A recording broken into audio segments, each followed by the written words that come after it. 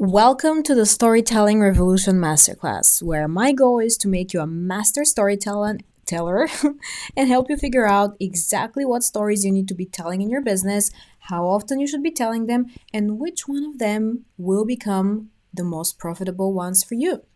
Because after all, storytelling in business is not just about building an emotional connection with your audience, it's also about making bank. So, we have a big agenda in front of us. Expect for this to be about 2 hours. I'm going to walk you through quite a lot of things, but all very necessary when it comes to storytelling. We're going to start with just a little bit of psychology because you know me and psychology. It's crucial that you understand why we tell stories and why we think in stories and why we feel in stories, because that will help you also realize just how crucial it is to use them in your own business. I'm going to walk you through the most important part of this masterclass, most likely, which is the origin story structure and definition. So, if you haven't nailed down your origin story yet, you're missing out on so many opportunities right now. So, we're going to make sure that doesn't happen ever again. Okay. I'm going to teach you how to use storytelling in business by reverse engineering offers from your stories. That's something that will feel pretty familiar to you because it's very likely that you've already done it without realizing it. And then we're going to go through the most common question I get asked. How often should we tell stories, Des? How much of my content should be storytelling content? And I'm going to break a couple of myths about that because you know me and myths. And then I'm going to show you how to, by yourself, with nobody else's help, not even mine, decide and choose which are the right stories for you to tell that are going to bring you the most profit and, of course, build a powerful emotional connection with your audience. And we're going to go through a quick trick on how to make them more persuasive. And I'm going to teach you my very simple formula that I like to call the create, rinse, and repeat formula, plus a couple of bonus tips on using storytelling for community building, and then we'll be done and you will be a master storyteller. Okay, so without further ado, let's get started. And before we really get into this, I just want to give a little side note here about brand storytelling because a lot of people seem to think that it's optional. It's not. Already in your life, whether it's your personal life or your business life, storytelling permeates everything that you do. In business, storytelling is not just a post on social media or an about page on your website or one story you told. It is literally everywhere. Take a little test with me. When you scroll down your feed on, let's say, Facebook, how many stories do you read every single time without even realizing that it is a story that you're reading? Some of them are quite short, so it's quite easy to miss the fact that it's a story. So do that for me next time you're scrolling down the feed and count. Then ask yourself, how many times have I actually shared a story with a friend? How many times a day do I watch an episode of my favorite show? How often do I read books, whether it's fiction or nonfiction? How often does somebody saying something evoke a memory of a story in my mind?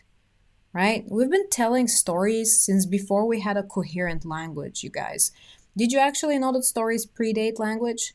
It's pretty freaking crazy. So we've been telling stories since the beginning of time. We think in stories, we feel in stories, we remember stories way more than we remember things like statistics. So that is just how crucial of a part they play in our lives, and we oftentimes don't even understand that. I mean, 63% of people recall stories that a speaker shared on stage, but only a whopping 5% can remember a single statistic. It's pretty crazy. It's gotten so crazy that I don't know if you've ever seen the show Shark Tank. It's one of my favorite shows to binge watch because it's all about business. And in Shark Tank, one of the first questions people ask the participants who are pitching their businesses to investors, the investors ask them, "What's your story?" And the reason they ask that is because the most powerful way to market a business and to put together a powerful message that will attract your ideal customers is to tell the right story. Even they know that.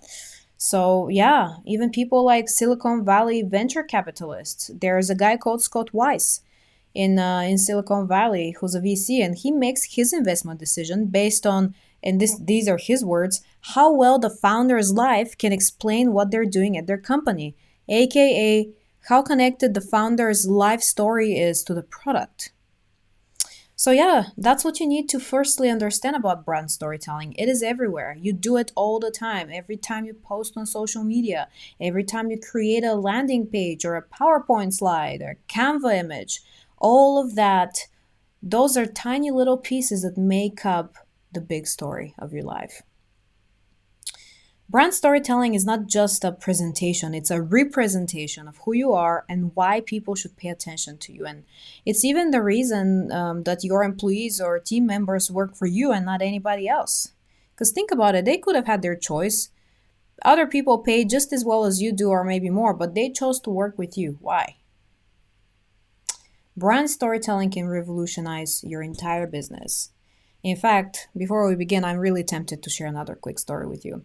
It's one of my favorite ones. Back in 2009, a middle school art teacher called Bree Pettis started MakerBots. You may have heard about that company. Basically, their product enabled people to print 3D objects that could be designed on any computer. It was a big, big deal back then. But he was a new entrepreneur, so he really struggled to persuade clients and investors that there really was a market for this thing. So he wondered and wondered how to pull it off. He nearly gave up. And then he turned to quite the unusual strategy at the time, storytelling. So basically, he started talking to the prospective stakeholders and he told them stories. He told them the story of the impact that his product could make. He talked about how healthcare professionals could save money by printing their own supplies with this too, and talked about the lives they could save. Then it all culminated when a student used that printer to make himself a prosthetic hand, which just played a massive part of the story. 5 years later, this person, Brie Pettis, sold MakerBots for, prepare yourself, $604 million. So, yeah, bottom line, it's quite powerful. Okay? So, let's talk psychology. Did you know that when a person is hearing or telling a story, a massive amount of their brain is activated, including the system responsible for the encoding of different types of memories? Basically, that's the region of the brain where language is created. So stories, narratives, they literally engage almost our entire brain. And I mean, think about it. Most of what we do it in stories. As I told you earlier, we dream in stories, we remember in stories, we watch, we read stories. They have such a consistent presence in our lives. Did you know that the left part of our brain actually has a special system that tries to explain our actions and behaviors after they've occurred? This is something that I learned maybe about 5 years ago. I was reading some sort of a paper, a branding paper that led me to this experiment, and a guy who is a cognitive neuroscientist, my favorite type of people. He's called Michael Gazzaniga, and what he does is he studies patients whose brains are disconnected, and he tries to figure out how each of the hemispheres of the brain functions. Okay, so through his experiments and studies, he discovered that one part of the brain didn't actually know what the other part was doing because no information was passing through. There was no communication between those hemispheres. So he started testing stuff. He would put a question to the left hemisphere and see if it would direct the right hemisphere to push the patient to do something, like, for instance, move their hand. And it did. Then he would ask the patient, "Why did your hand do that?" And the patients couldn't give a straight answer, so instead they would tell a story. That was so crazy to discover. It was something brand new that nobody knew before this. Because what they discovered was that as this behavior happens, there's a narrator in these people's heads that turns the behavior into a story that makes them feel coherent. And that's pretty crazy. The scientist calls this the interpreter. This is a voice that always seeks explanations for our behaviors. So, bottom line is we tell stories because we literally have a system in our brains trying to keep us coherent by telling and hearing stories. Pretty crazy, right? I mean, have you ever wondered why we like fiction so much? That guy argues that it prepares us for unexpected things that happen in our own lives because we've already reflected on them in this fictional world. We've lived through them. I've experienced this myself. I watch a lot of drama, and honestly, when something happens in my own life, having been through this in a TV show or a book does actually help you. It really does. A story gives meaning to any event, and stories and narratives even help shape our identities. You don't have to tell the same story in the exact same way all the time. In fact, you shouldn't. You need to be telling different stories that, when connected, make up the ultimate story. So, moving on to my favorite part of this, the origin story. Okay, so what the hell is an origin story, first of all? Well, your origin story essentially puts a face to your business. It adds a personal touch to everything that you do. It enables people to fall in love with you by building an emotional connection to you and your business. A lot of people think that their stories are too personal or too vulnerable to share online with their prospective clients, and I call bullshit. Nothing is too vulnerable. I have seen people bare their souls online, and these are usually the people that heal the fastest, and these are the people that are, well, quite frankly, that have the most flourishing businesses. Obviously, there's a lot more to business than that, but it's just an interesting connection that I've made. My mantra is heal from it, then talk about it. If you're going through something right now that is incredibly difficult for you, I wouldn't necessarily, because you don't owe your audience anything. If you're going through something, you can keep it to yourself, and in fact, most of the time you should, because otherwise you would be speaking out of emotion and not logic if you talk about it online. And after all, this is a business. You need to be strategic with everything you put out there. So my advice is heal from it, then share it and turn it into your origin story. Don't make your origin story something you're going through right now. Okay? So yeah, it plays a vital part also in your positioning, your origin story, because the first stage of you positioning yourself as an expert in your audience's eyes is building the emotional connection. So this is how you do it, by sharing the right story. And just a reminder that your origin story is not about sharing everything.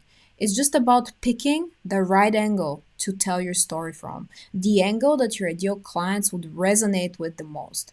Because the truth is, we've all been through so much, right? You have many life experiences. You're probably not 15 years old, right? So you've lived. So, how the hell do you pick one to tell? And how do you connect it to your business? Well, connecting it to your business is actually the easy part. All you have to do is really, really nail down your ideal client avatar.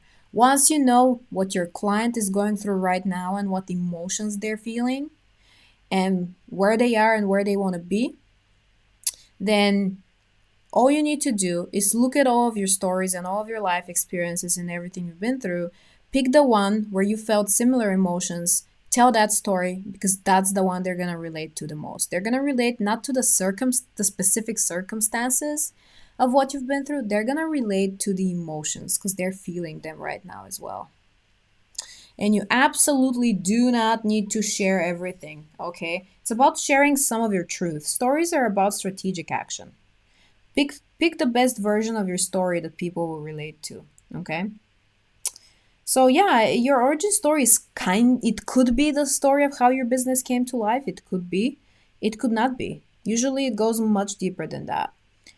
And remember, you not sharing this story with your people means that you're missing out on important opportunities to establish deeper connections.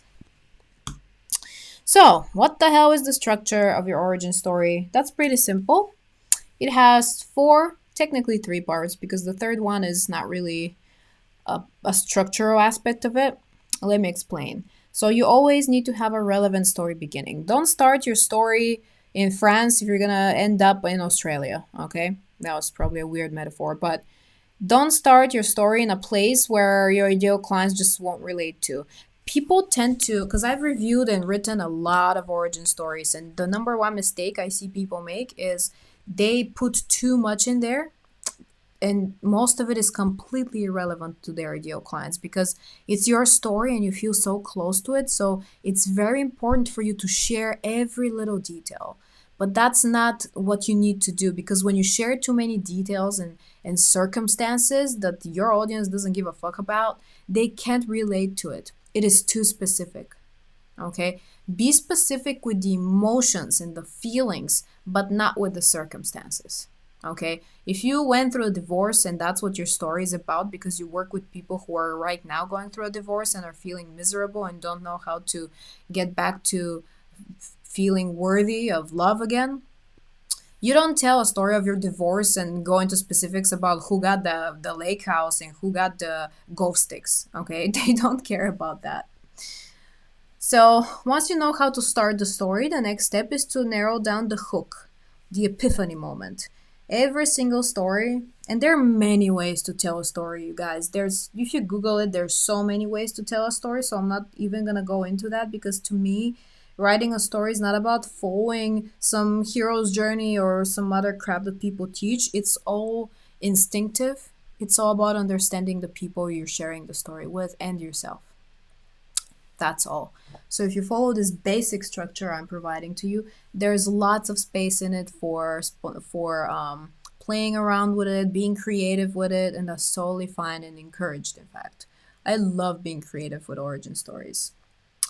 So, what is the epiphany moment in the story? Every story has some sort of a moment of realization, a time where you realized what was happening to you could not continue because it would kill you, for example, right? Or maybe somebody said something to you and that just lit you up completely and changed the direction of your life. Figure out what that was for you and tell it. And remember, focus on the emotions. So, now we are up to the third part, which, as I said, is not really part of the structure. But it could be. Essentially, what I mean by internal and external transformation is that you need to have both in there. So the external transformation is how much you've changed, the cold hard facts about where you were and where you are now. So let's say when the story starts, you were going through a divorce, you were miserable, you feel like you're never gonna find love again, you feel like you feel betrayed and hurt and sad and angry and all of that. And the story ends with you being in a very happy place, married again to the love of your life, something like that, right? If you are a relationship coach, for example, that's a pretty good story to tell. So those are the facts that I just said. Those are the external transformation is you're going through a divorce, this happened, things were bad, now things are great, you're married, you're happy. Those are just facts. That's the external transformation. So now this is how most people write stories. They write the fact. So now what you need to do is go back to the story and infuse it with the internal transformation. Add your feelings, add your emotions. How did they change? Where were you in terms of headspace back then? Where are you mentally now? What changed in how you feel about yourself, how you feel about the world, how you feel about people, your kids, everything. So make sure you have both the internal and the external transformation in there.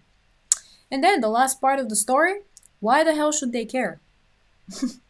Or the more professional way of saying it, relevant story ending. Also, this is where you add a call to action because this origin story, once it's written, it goes on the about page of your website. So obviously, it needs some sort of a call to action start the process of people thinking about working with you. Okay, but let's not get ahead of ourselves. Relevant story ending. The story needs to end in a place that your ideal clients visualize themselves being in after working with you. So essentially, with the story, you're tackling two things: your ideal client's current self and desired self. Their current self is who you are when the story starts, going through a divorce, right? For example, or in their case, it could be a breakup or a bad relationship. Their desired self is who you are right now when the story has ended. Happy, married, in love, fulfilled, whatever. So you need to end the story in a place where they are visualizing themselves being. And now the call to action, because basically what you're doing with that is you're tapping into their desired self and then saying something like, are you going through something similar? I can help. Let's talk. Obviously do better than that, but it's just an example. And then you can drop people like to either drop their calendar links in there. If you do one-on-one coaching, that's the best option. Or if you're selling um, a membership site, then obviously drop the link to the membership site. So it depends on what your offer is, but always have a call to action on the about page of your website after you've written the story. You don't need a call to action every single time after you've told a story on social media, but it doesn't hurt to turn some of them into sales content for sure. So yeah, those are the four parts of the story. And I'll make sure I add a link to my own story at desdebreva.com/about under this video so that you can check out mine and just for you to be able to visualize how a story looks like. And if somebody has gotten through this masterclass so far, we've been on for like, what, 20 minutes? And you're still not sure that stories are that important in business and you're thinking, oh, this is just optional, you know, it can help for sure make more sales, but it's not necessary. That's not true, okay? Because the truth is, in a world where people have so many choices right now, we are inundated with people selling to us and so many options, so many products and services. Your story is very often the deciding factor. Yep, sometimes the only thing that influences a purchasing decision is your story. It's really weird, but it's true. I'll say it again. People don't buy from you, they buy into you. Okay? Your origin story is very often your place of true credibility. It needs to be everywhere. Your about page, as I said, your social platforms, your slides, tell it when you're on stage. People don't care nearly as much about what you're selling, but they do care about your story. And it really saddens me that so many fake gurus who have never studied this in depth are flooding you and spamming you with this horrible statement, which I've been seeing ever since I got into business. I must have seen it hundreds of times. And that statement is people don't care about you or your story. All they care about is how you can help them. That's such bullshit because not only is it overly simplified, it's honestly it's just not true. No matter how you spin that statement, it's not true. People do care about your story because they see themselves in it. If you leave enough space in your story, the way I just taught you, for people to see themselves in it, their current self and their desired self, then 100% they care about it. Not only do they care about it, they oftentimes will only buy from you because they've read or heard your story. And if you don't believe that, I always survey my paying customers, and I have hundreds of them. And more than 50% of them say that what ultimately made them click the buy button and join any of my programs or courses is that they saw my story and they related to it. And they really wanted to work with someone like me instead of my competitors who just didn't share stories that they resonated with or any stories at all. So yeah, it is insanely powerful.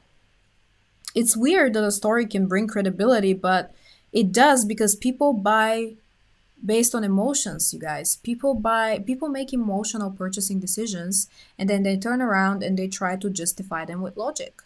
We see it all the time. A wife buys an expensive car and then goes to the husband and says, "Oh, it's because it's so expensive because it's gonna last for so many years, and it's big and space for the kids and bullshit. You didn't buy it because of that. You bought it because of status. You wanted to look good in front of your friends. You wanted people to look at you in awe when you're stopped at a red light and they're passing through. So basically, you bought it because of that, but then you had to justify it, so you made up a bunch of logical bullshit and went and told it to your husband. So everybody does that. Oftentimes, we don't need to tell it to a husband or a wife. We actually buy based on emotions, and then we try to convince ourselves that we bought it because of logic. Catch yourself next time you're buying something, especially if it's something expensive, and see that I'm right. So yeah, people don't buy from you, people buy into you. And let's think about what we face every single day as business owners, okay? Because this is something that everybody listening to this can relate to. We face so much doubt, so much cynicism. People have become more cynical than ever. I mean, just take a look at my Facebook ads. Oh dear God. They accuse me of faking my reviews. They accuse me of having a 9 to 5 job and pretending I'm a business owner. And you see this on every person's ads if they gain any popularity. It's pretty crazy. So basically, this cynicism and this doubt and this disbelief, this is something that you have to destroy in order to allow people to be impacted by you and to enable them to buy from you. I remember when I first, the only webinar I've ever done in 2017, I was running ads for it. And somebody asked me if it was a pyramid scheme, a webinar, a free webinar, a pyramid scheme. That is how cynical people have become. And that's 3 years ago. It's even worse now. I'm filming this in 2020. So imagine how bad it has gotten. So, absolutely, it is your job to share your story in the right way in order to gain authority. It's irresponsible not to, because all the scammers are doing it. They're making up fake stories and they're getting sales and they're scamming people and getting away with it and running away with their money. So, it's your job to stand out more than them so that people choose you instead, so that they give their money to somebody who's actually going to help them. We can't be selfish here. We have to scream about our stories loud. So, yeah, master storytelling, and trust me, you will stand out so damn much. In order for your story to be powerful, you need to understand how your story is supposed to make people feel, first of all. Because in their core, all powerful stories have one thing in common: they sell people on the dream of possibility, basically. And why is that? Because the truth is, even though that would be awesome, you cannot just ask someone to take a massive leap of faith on your crazy idea, or in this case, your business offer. You need to ground your offer in something that is real to them, something that people already know to be true, right? So if we really think about it, what do people really want? People want safety and security. They want to feel like they can trust you because they see so much bullshit, especially in the online world. So, how do you gain their trust? Well, there's a science to it, but if I were to simplify, tell them what's true for you. Look back at what you've been through and offer them the perfect frame for them to be able to say, ah, now I understand why you're doing this and why you're selling this, right? Now I understand why you want to help me with this, right? They need to have this big aha moment where by listening or reading your story, they understand who you are today and why you do the things that you do. You need to find something that's meaningful about your past and show them how it legitimizes your business, how it led to you starting this business. Basically, take that and turn it into a passionate narrative. Show people how passionate you are about what you do and about helping them.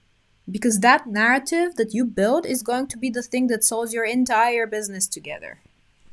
Because here's a tip: once people recognize themselves in their story, they feel so much more invested in your brand because they understand why you do what you do and they understand how you can help them.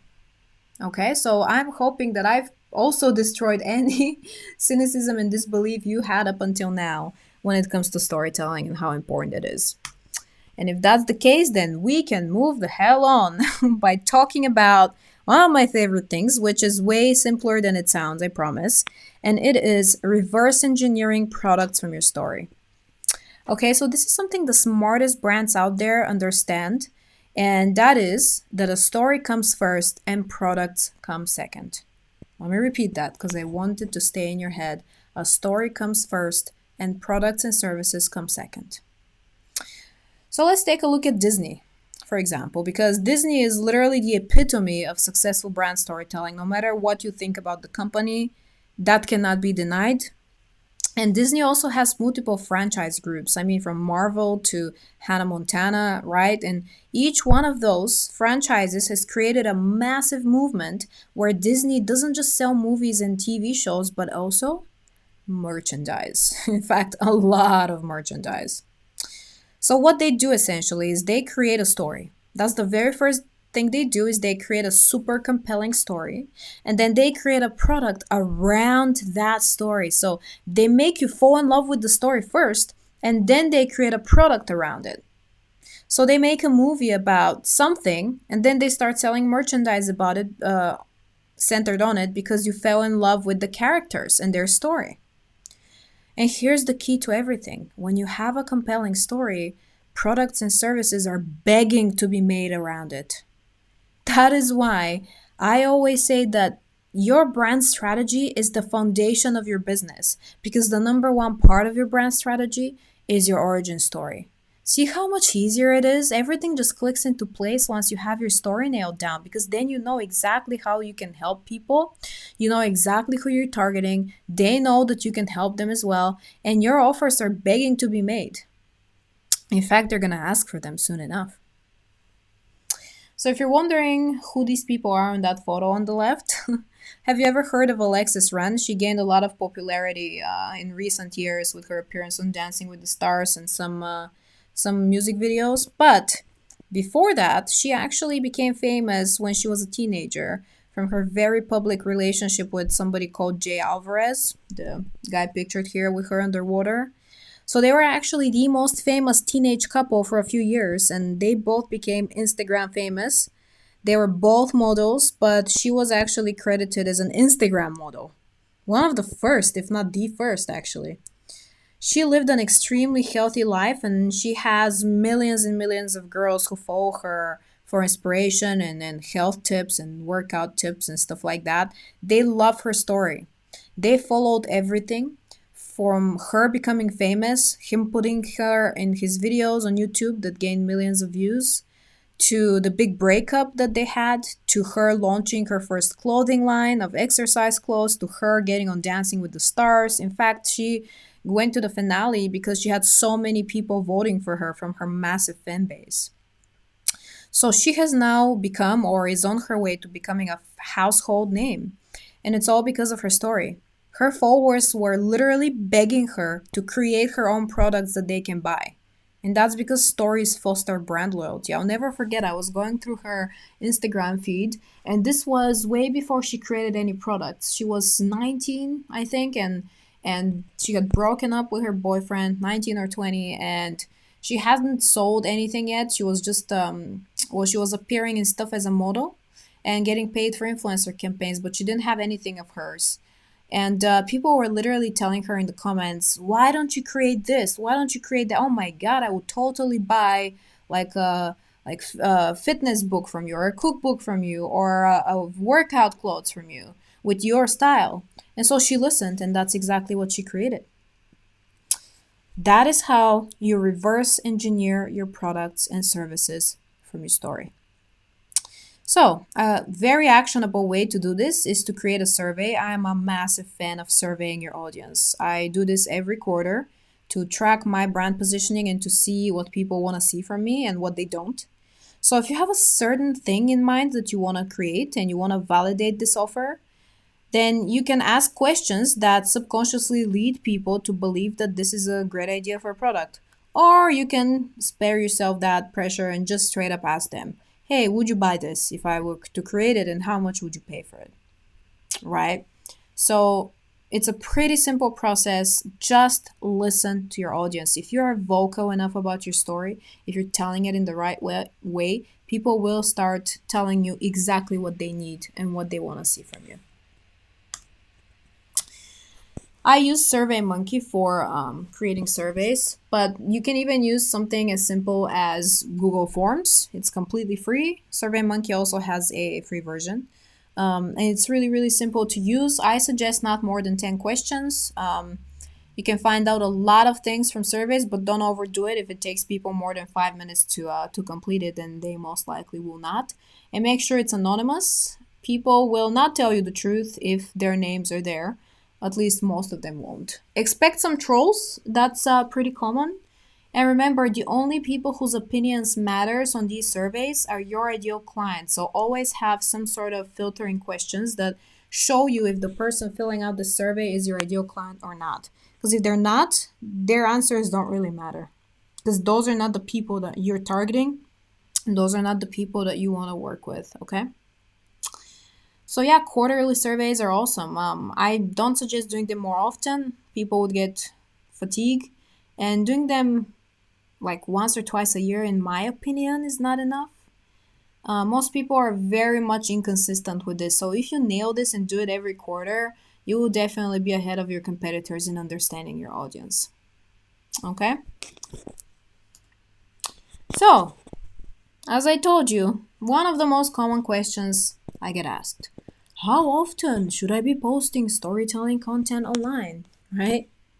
And the truth is that it's not about how many storytelling posts you can create before you begin selling your stuff, because storytelling helps you sell.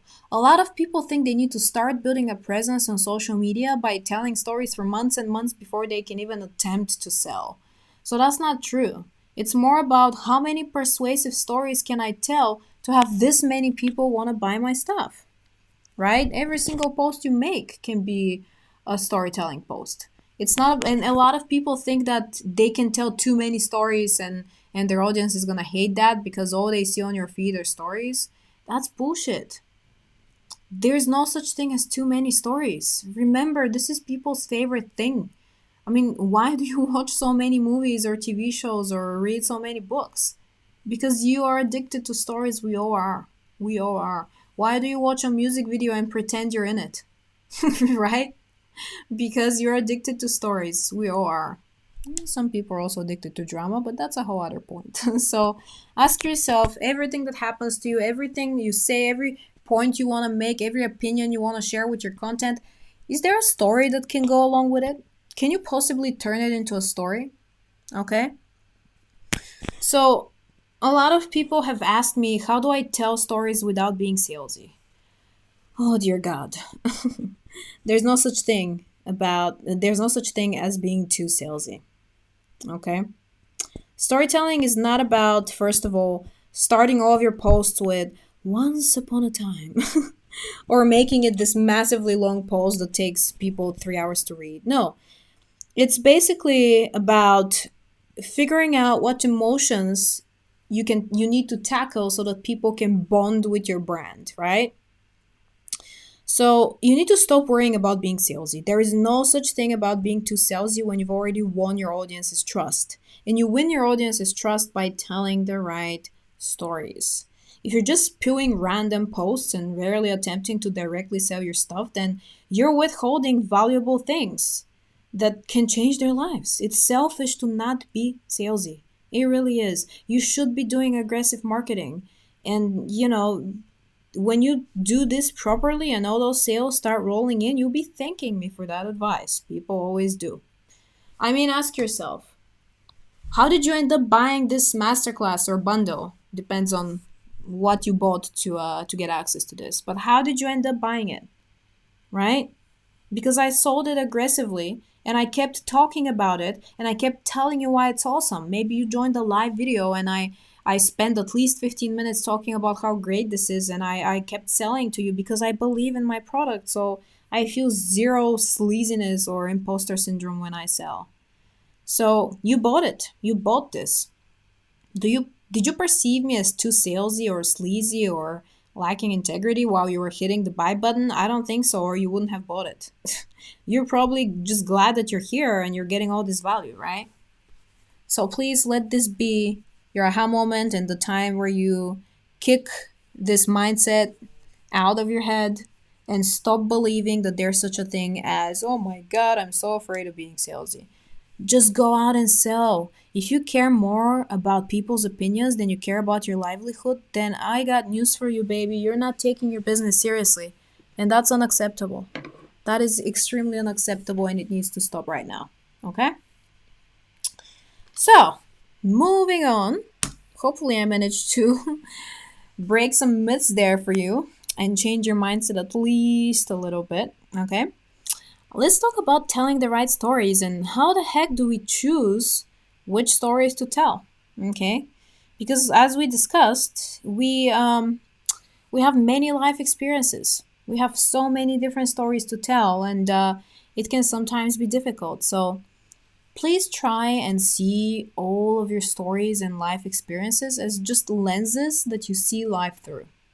So, which lenses will your audience identify with the most? Is it the lens of your divorce? Is it the lens of you overcoming your lack of self worth? Is it the lens of you jumping from a 9 to 5 job into a business? Like, which lens will they relate to the most and identify with the most? Okay. But you also need to ask yourself the question, which stories will position you in the way you want to be positioned?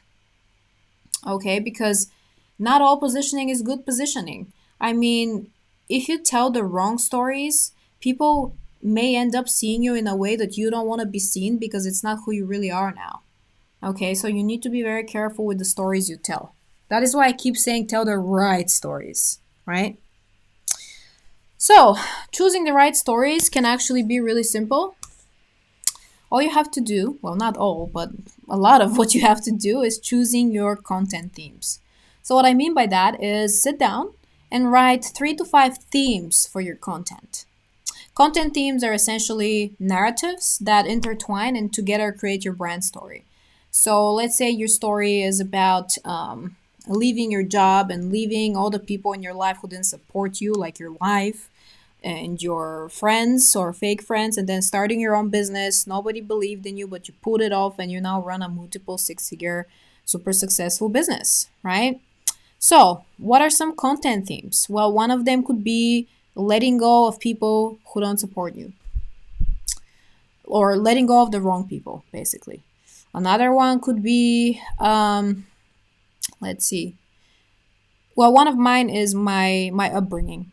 So my upbringing is actually a content theme. I talk about Bulgaria a lot, and I talk about where I come from a lot and what I've been through and what the situation is in my country, because it positions me as strong, and it positions me as very different because I predominantly work with people from the UK and US and in Australia, countries like that, and to them this is fascinating. Seeing where I come from, it positions me as an interesting character in their mind, and that's exactly how I want to be positioned.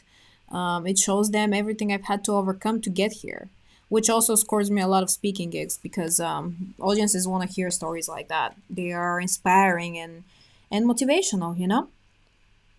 And when you have content themes, all of these stories that you'll be telling are essentially connected under the umbrella of your brand because they're all relevant to you and what you do and how you help others. So when you establish yourself in any industry, people want to know everything about you. So if you ever feel, and this is a pretty common thing, if you ever feel narcissistic or too self-centered because you're telling stories about yourself, stop and think. You are simply giving people what they want, okay? It is not about you. You telling stories is ultimately not about you. It's about them, and you have no clue how many people you will help with this story. And the truth is, I mean, even if you just help one person, is that not good enough? Is it not validation that you need to keep going? Each content theme, oops, each content theme has hundreds of stories that go with it. So tell these stories. My upbringing as a content theme, there's so many stories I can tell about my parents, family, me growing up, me going to school. There's so much, okay? So tell those stories consistently. And when it feels like you've been telling the same stories too much, just remember this. This is gonna hit you right on the ego, okay? You're not the center of the universe. People forget what you said fairly easily because you're not the only person whose content they're checking out, okay? So, whatever you told them a few days later, most of them forgot. So, you need to tell it again and again and again. And as you keep expanding your audience, they will not scroll all the way down to a month or even a week ago to check out your story. You need to tell those stories again and again and again because they are valuable to people. And value comes in different forms. Value is not always educational content. Yes, value could be information, but it also could be entertainment and inspiration. All of those things are valuable to people. Okay? So, I also get the question, how do I make my story useful to people? How I have so many new people coming to my social media. How do I make my stories be useful to them? You don't. Your goal with storytelling is not to make it useful. Okay? Because who are you to determine what's useful to your audience and what isn't? And whether you're building an emotional connection, trust, or authority, if you ask me, a story is always useful. Always. People will always get something out of your story. There is no story on the planet that is boring or uninteresting to every single person. What's boring and uninteresting can be the way we tell it, perhaps. Yeah, but not the story itself. Okay. I am going to give you a couple of formulas to implement that can make any story even more interesting than it already is. Okay. You know who makes stories really interesting? YouTubers, especially gamers. Oh, yeah. Check out some gaming channels. You're going to find that pretty fascinating. And just a reminder, if you haven't followed me for a while and you don't know this, I keep reminding you that stories build emotional connection. So that's the first stage of positioning yourself as an expert, the emotional connection. Okay, that's why stories are so crucial. You can't skip that. The second stage is trust. You need to build trust. You do that by sharing value, usually, especially educational content. Okay. And the third and final stage is building authority. That is achieved by sharing case studies and testimonials. Results, basically, that prove that you're good at what you do. So this is the very simple three stages of positioning yourself as an expert, and stories are part of the first stage. Okay? So, how the hell do you make your stories more persuasive? I just want to go through this quickly before we move on to the formulas that you can follow and repeat. I love repeatable systems, don't you? So let's talk about persuasion, okay? There are lots and lots of tricks here. I mean, honestly, the most underestimated aspect of storytelling is catching the attention before you've started. This is something that people don't do enough. You need to get your audience into the state of mind that is, oh, I need to hear this, right? So you can do this in many ways. You can have like some sort of a teaser sentence.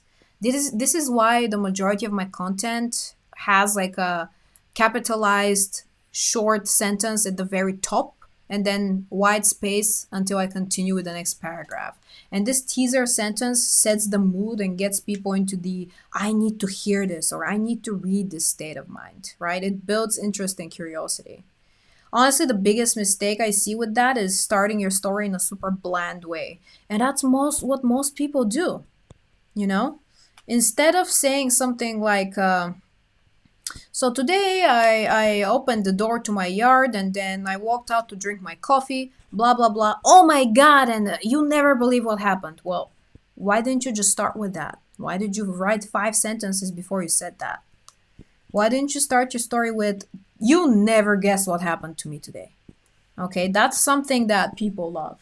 That's something that's gonna get people to want to keep reading. Now, if you are writing a lot of content, which you should be, I love a nice mixture of, did I just say mixture? I love a nice mixture of videos and written content. I can't speak today. So I really advise you to write as if you're speaking. I have had a couple of clients in the span of my career who wrote content in a super official, professional, formal way, and it was so bad because nobody wants to read that. If your content doesn't sound like you're standing across from me at a table and just casually talking to me, I'm not gonna read it. It doesn't align, it doesn't resonate with me. It's weird. I don't wanna read scientific papers, I don't wanna listen to the news. I wanna read a piece of content that was written as if you're speaking to me because I like to visualize you speaking to me.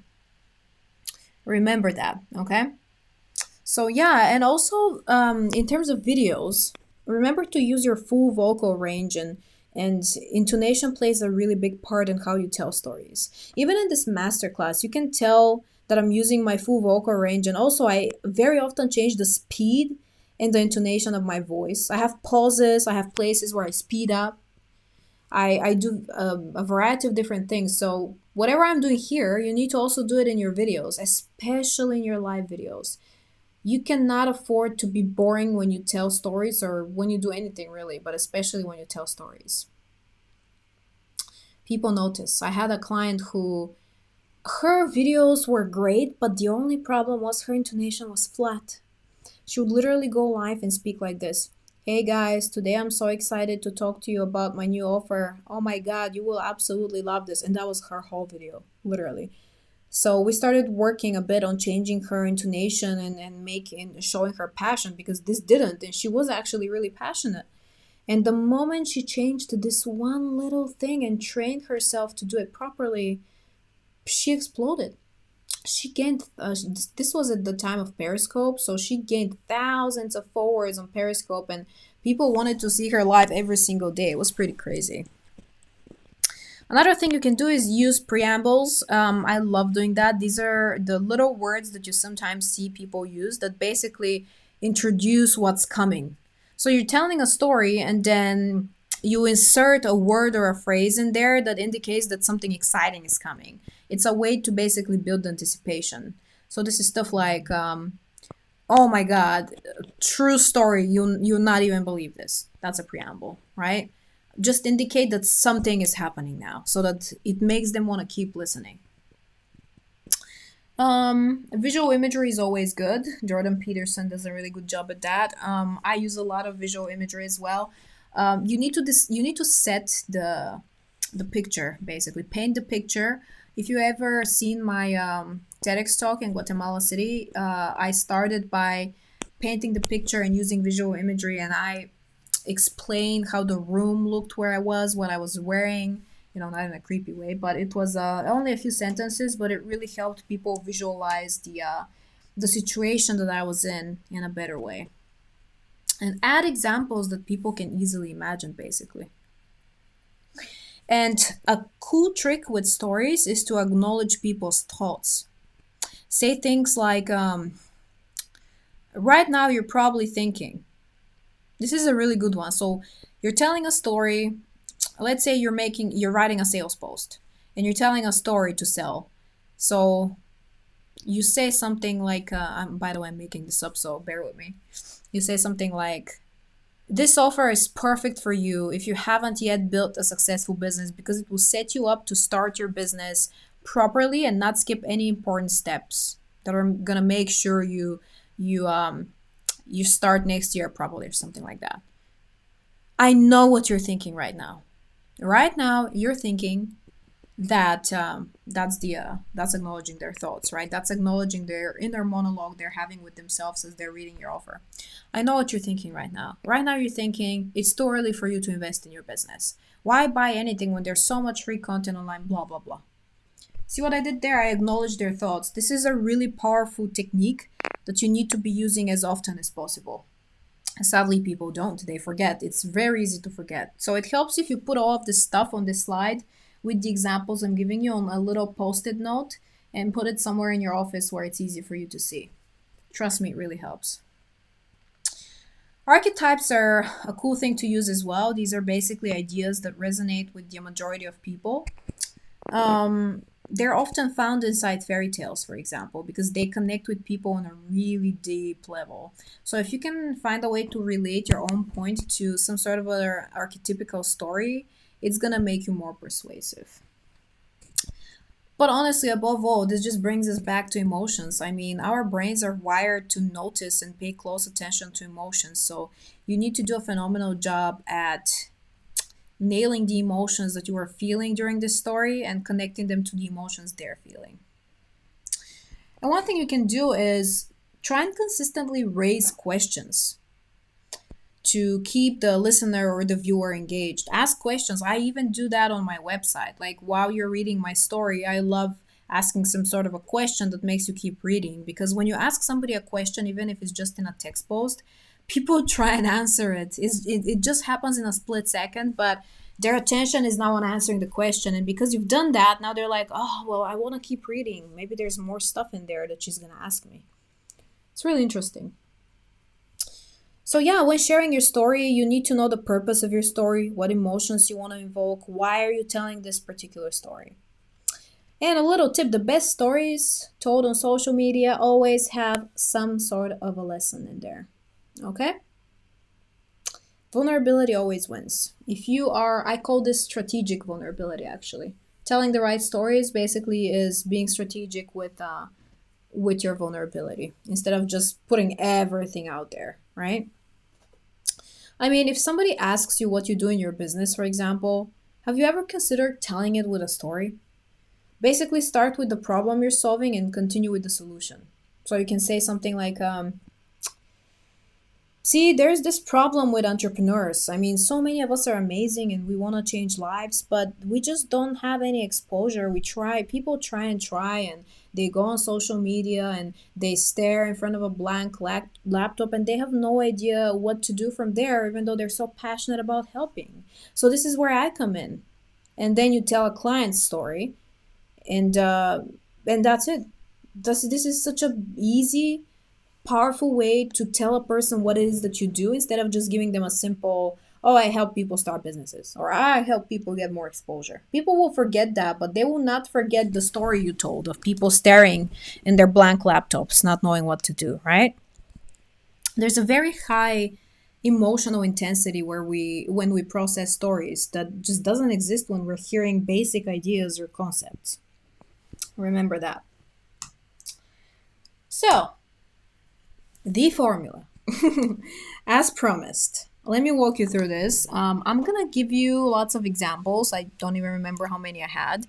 And I have even attached my own content to each one. Okay, so make sure you pause here on each slide to pay attention to them. Let's see. Yeah, we have quite a lot, so strap yourself in, baby. Okay, so my formula is really simple. Okay, there is really pretty much nothing to it. I call it the create, rinse, and repeat formula. And the first thing that you need to know about it, the foundation, is that I treat my social media content as if it's blog posts. Even if you're not a blogger and you've never written a blog post in your life, you've read one. Okay, I guarantee you've read blog posts, probably many times. So, what's something that stood out to you about them?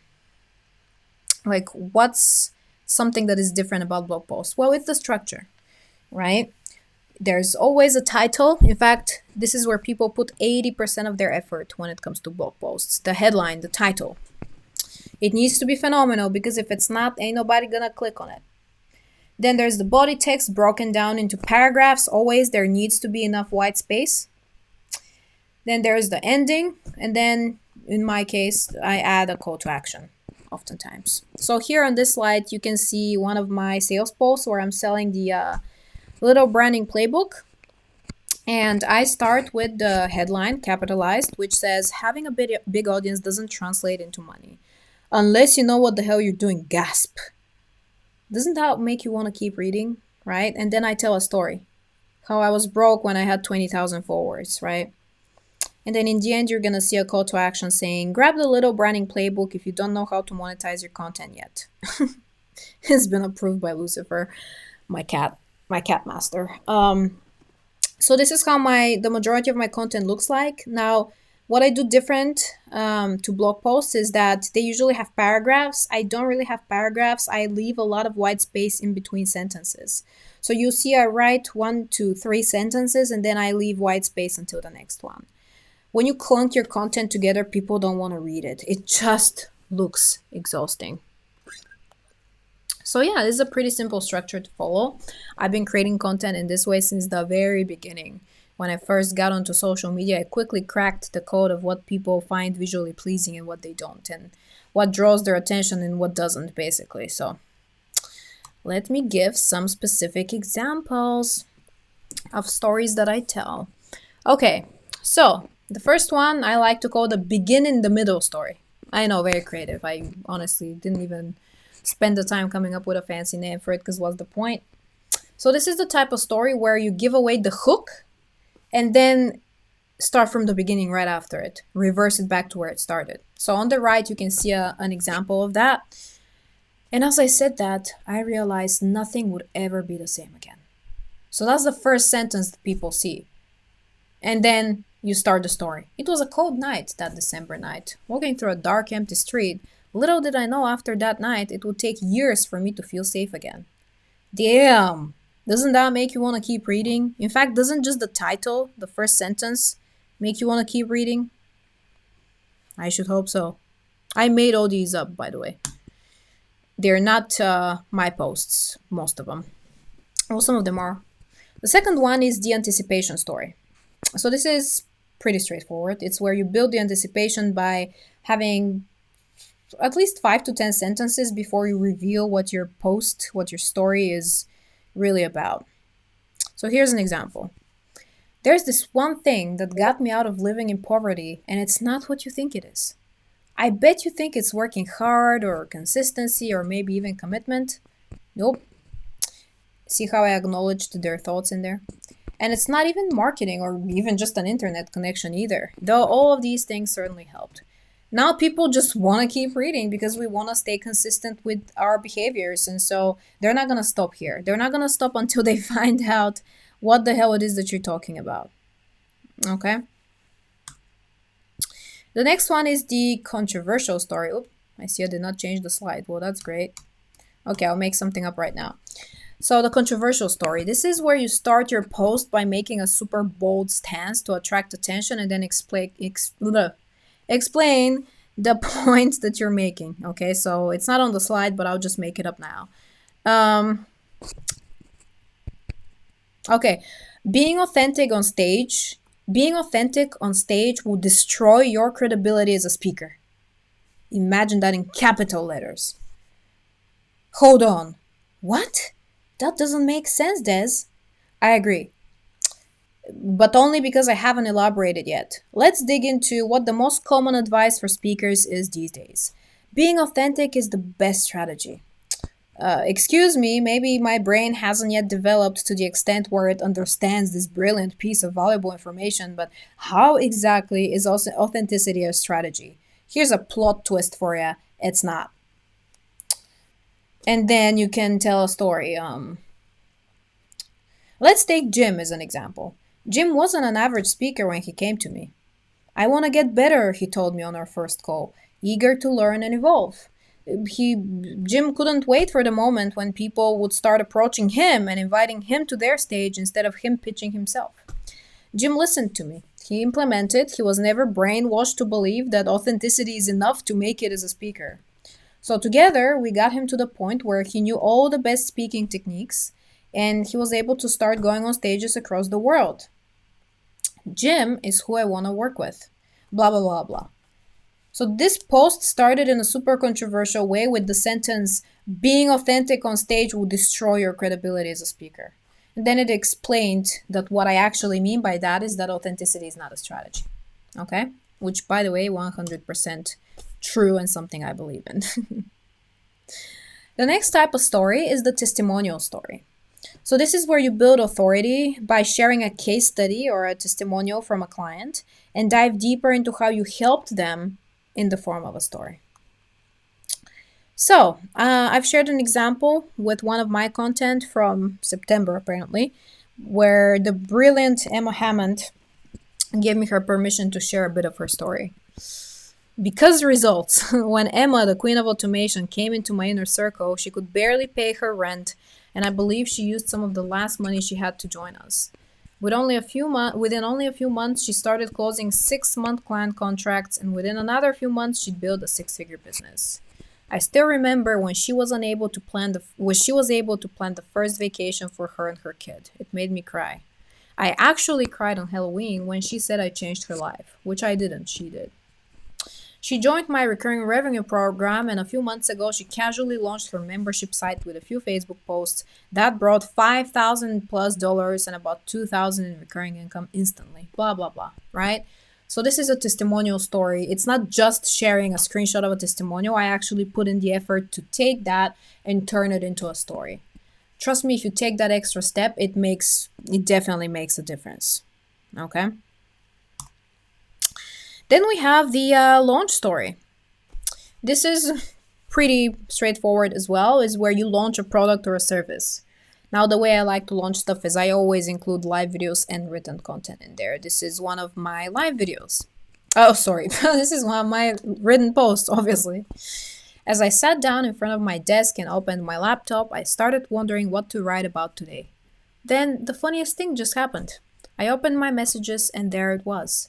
A potential BBS member asked me why I accept competitors into my inner circle. blah blah blah. So see, it's a story. I'm telling a story of what somebody asked me, and how I responded, and blah blah blah. And I painted a picture by explaining how I sat in front of my desk, opened my laptop, just made sure I had that visual imagery in there, right? And then a testimonial, as you can see, is attached by Lee Collins, an epic member of my inner circle, under there. And you can do the exact same thing with a live video. This can be the description of the video, and then you actually go live and you talk about it and you elaborate, right? So these are the 4 or 5 types of stories that you can tell with concrete examples. Please start implementing them as soon as possible. They're really easy to implement, especially when you have examples like this. Do not overthink it. Again, a story doesn't need to be long. A story doesn't need to start with once upon a time.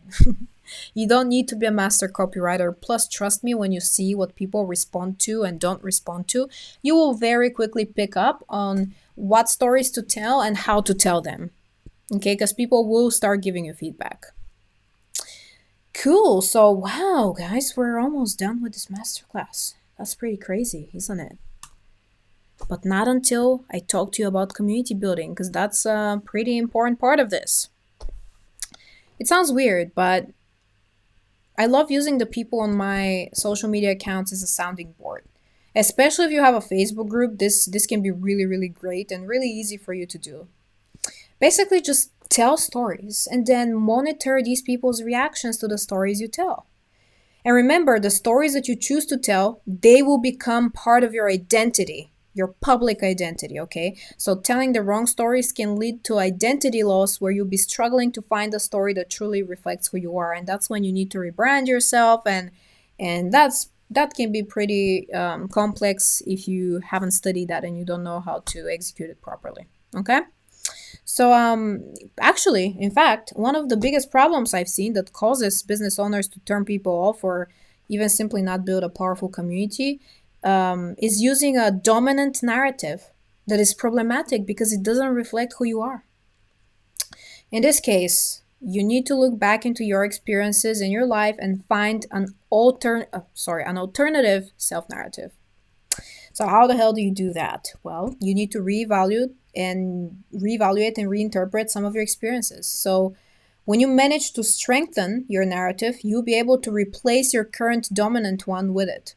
And that's essentially what rebranding is. I know it sounds a bit complicated, but trust me, it's much easier than it sounds, okay?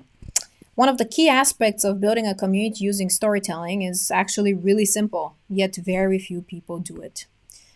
Make your community co-creators of your story.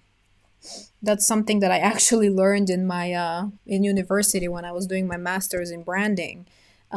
We spent an entire week just discussing co-creation and turning your audience into co-creators. I always remember that study by Stern, 2011, ingrained in my mind, because that's the definition that is the most widely accepted by researchers.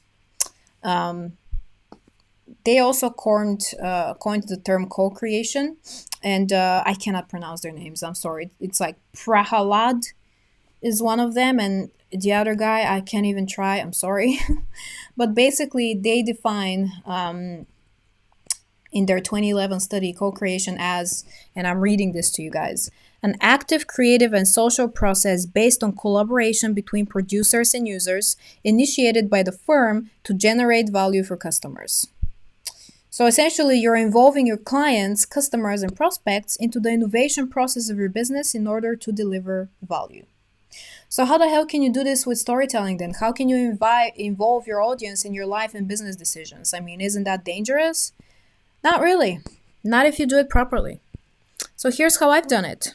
A few years ago, I asked my audience, what country should I move to next? And they started giving me ideas. Now, I already knew where I was moving. I was a bit sneaky with that one. I already knew where I was moving, and some of them actually suggested the country that I was already moving to, right? So when I announced where I was moving, those guys were really happy.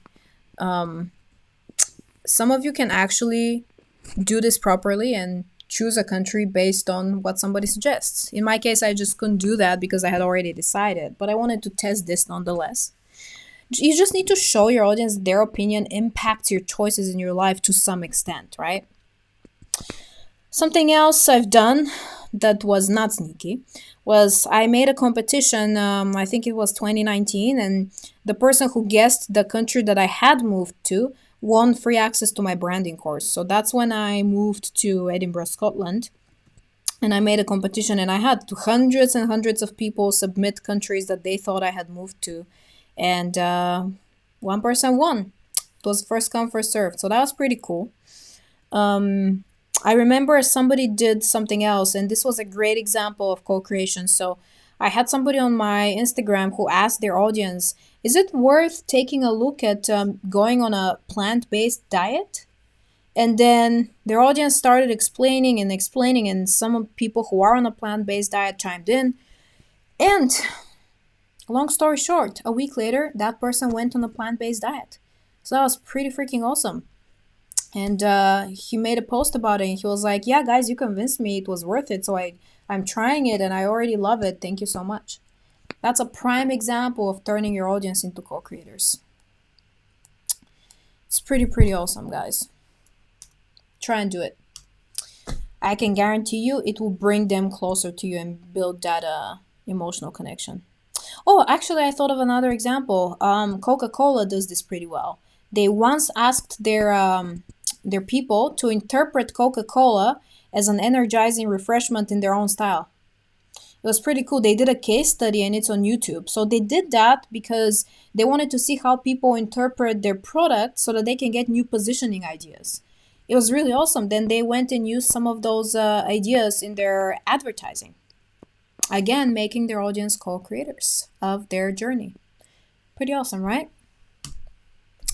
Let's talk a little bit about closing the sale before I let you go. Okay. I know this is not technically a massive part of storytelling or at all because, well, it's basically sales. But the reason I have it in here is because when you tell stories, oftentimes you have a call to action in the end. And that call to action is leading people to buy something from you. So I want to make sure you do it properly, right? So I can't spend 3 hours teaching you that, but I can at least give you some tips, okay? So the first thing you need to do is you need to validate the people's objections, right? So I already gave you a couple of ideas on that. Remember when I said acknowledge how they're feeling? That's one way. You can say things like, oh, right now you're probably thinking this. Oh, right now you're probably feeling like this. Yeah, if I was you, I wouldn't trust me either. I mean, why would you? I'm just somebody you just found out about and I'm putting this offer, so why should you buy it? And then give them reasons to buy it, right?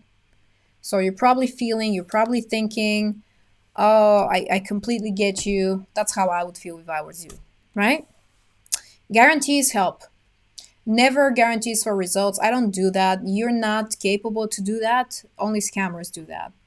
Because honestly, how can you guarantee somebody results after they buy your stuff, even if you work with them one-on-one? What if they choose to just not implement? That shouldn't be on you. It's the sad truth of business. It just cannot be on you. But you can give money back guarantees. Okay, some people actually say, I'm going to work with you until you get the result. I've seen that as well. Some of my clients do it, in fact. Then you can create a yes ladder, which is basically a yes ladder is the concept of asking multiple questions that people need to answer yes to, right? So let's say I'm live streaming and I'm selling something, but before I get to the pitch, I want to establish a yes ladder. So I'm going to ask them at least 2 questions that I know they will answer yes to. So one of them will be, so you guys already have a business, right? Give me a yes or no in the comment section. So everybody who follows me, 90% of them, they have businesses, right? So they're going to say yes. Then think of another question that they're going to answer with yes. And once you've done that, you've psychologically built out this yes ladder. So when you do the pitch, they're way more likely after 2 yeses to give you a third one. It's a pretty simple concept and it seems weird, but I promise it does work. And another little trick you can use in your posts, and I don't remember the study on this, but there's actually been a study done on the power of the world because it's pretty crazy.